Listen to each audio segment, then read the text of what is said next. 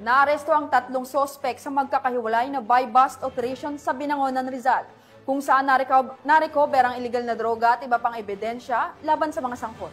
Patrolwoman Priscil May Urbano sa balita.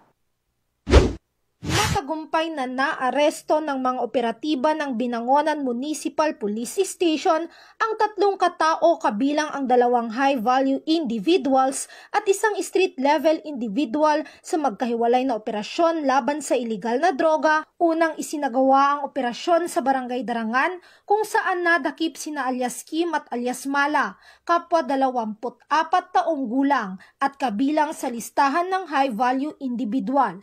Ayon sa ulat ng pulisya, nakumpiska mula sa mga sospek ang isang sachet ng hinihinalang shabu na ibinenta sa isang pusher buyer kapalit ng 500 peso mark money.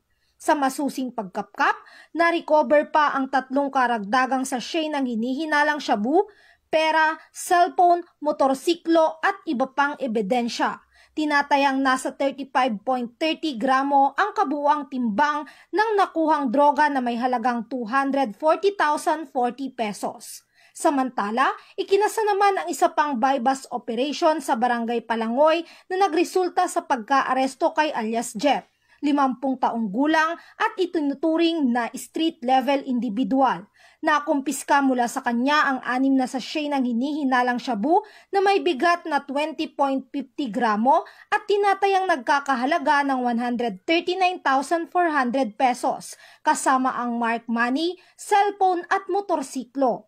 Nakahanda na ang pagsasampa ng kasong paglabag sa Republic Act 9165 o Comprehensive Dangerous Drugs Act of 2002 laban sa 3 naarestong individual.